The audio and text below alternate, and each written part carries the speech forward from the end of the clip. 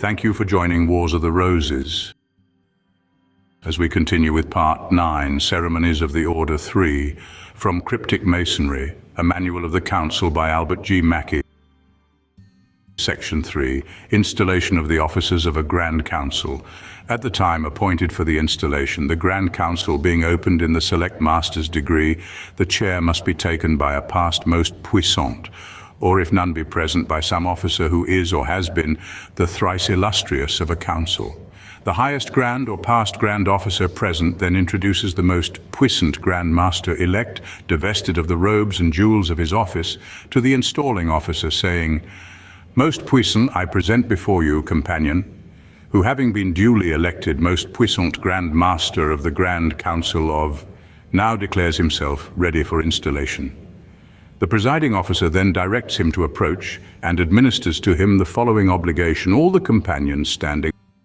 "I do solemnly promise that I will serve as most puissant Grand Master of the Grand Council for the term for which I have been elected, and will perform all the duties appertaining to that office to the best of my abilities, and will support and maintain the Constitution of the Grand Council of, so help me God."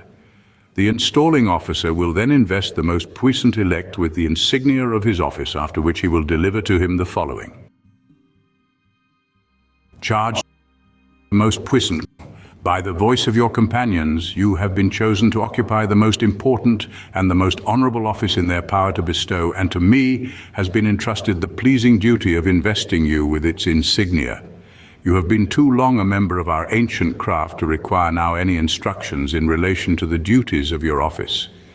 I do not doubt that you will be constant and regular in your attendance on the convocations of the Grand Council, watching with fidelity and judgment the conduct of the subordinate bodies within your jurisdiction. And while tempering justice with mercy will require from every member a due obedience to the rules and regulations of our institution, especially is it your province to hold in veneration the ancient landmarks of the order. It therefore becomes your most sacred duty to see that during your administration not the least of them may be removed. May he, without whose approbation all our labors are in vain, give strength to your endeavors and support your exertions. You will now assume your appropriate station and instruct your subordinates in the duties which they are respectively required to discharge. After he has taken his seat in the chair, the Grand Marshal will make proclamation as follows. In the name of the Grand Council of, I do hereby proclaim that companion has been duly installed as most puissant Grand Master, with the grand honors of Masonry by 3 times 3. The grand honors are then given. Each of the other officers is then presented in the same manner to the new most puissant, who, after administering a similar obligation with the necessary change of title, delivers the charge. The officer, as soon as he has been installed, will assume his appropriate station in the Grand Council. Charge to the thrice illustrious Deputy Grand Master. Thrice illustrious companion, the important station to which you have been elected requires from you exemplary conduct, and its duties demand your most assiduous attention. In the absence of the most puissant, you are to preside. In his presence, you are to strengthen and support his authority by your counsel and advice.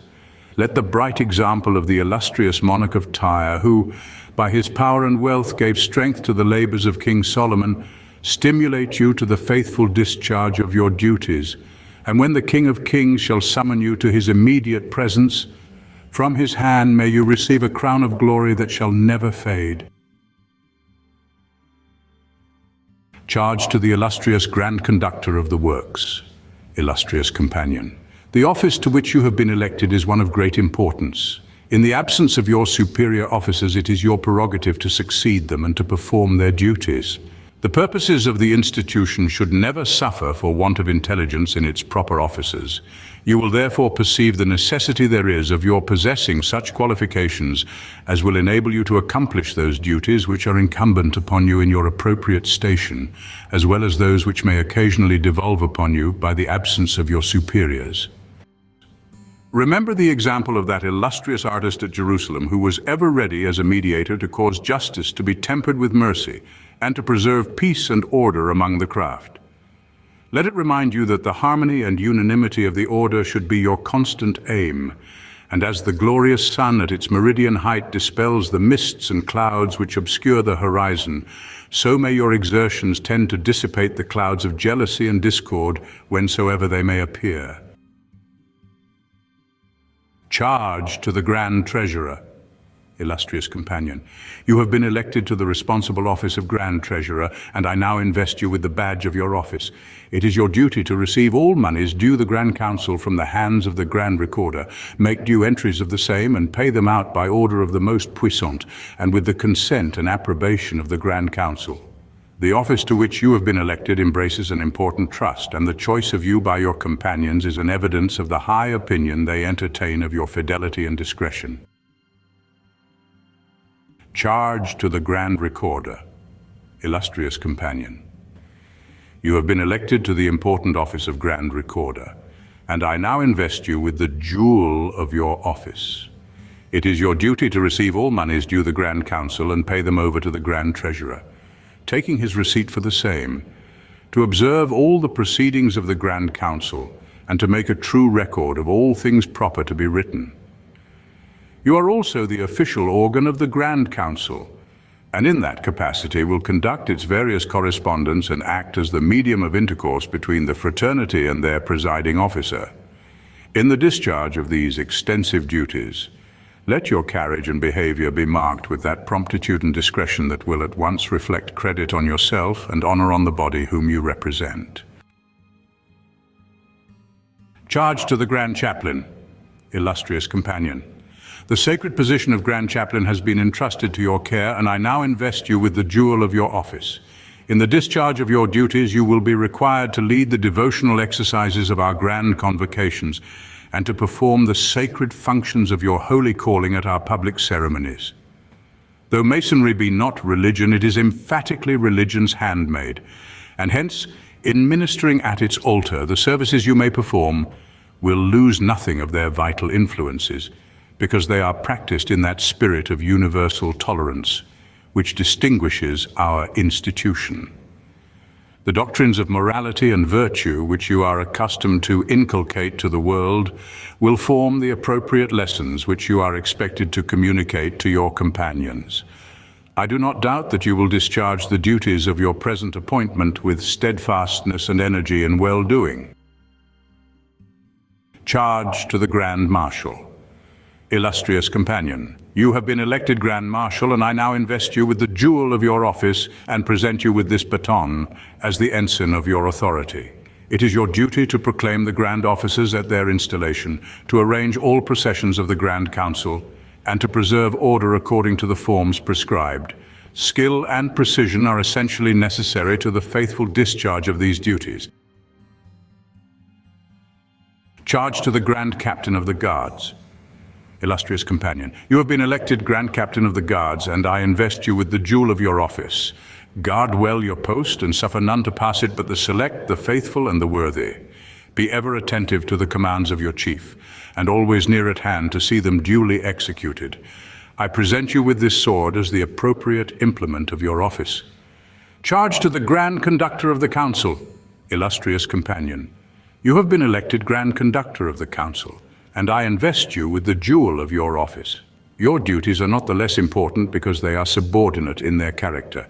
In their discharge, your station is near the door, whence you will receive all reports from the Grand Steward and announce the name and Masonic rank of all who desire admission. You will see that none enter without wearing their appropriate decorations. I present you with this rod as the badge of your authority. Charge to the Grand Steward. Companion, you have been appointed Grand Steward, and I now invest you with the jewel of your office and place this sword in your hands, the more effectually to enable you to repel the approach of intruders and to guard against surprise. It is your duty to guard the door of the Grand Council on the outside, to report to the Grand Conductor those who desire to be admitted, to place the council chamber in order for convocations, and to attend to such other duties as may be required of you by the Grand Council. Your early and punctual attention is essentially necessary. The Grand Marshal then makes proclamation as follows. By authority of the Grand Council I proclaim that the Grand Officers have been installed in ample form with the grand honors of Masonry by 3 times 3. The grand honors are then given and the ceremony of installation is concluded. Thank you for watching, and please don't forget to share, like, subscribe and comment. And if you can, please consider donating to Wars of the Roses. Links to PayPal and Patreon are in the description. Thank you so very much.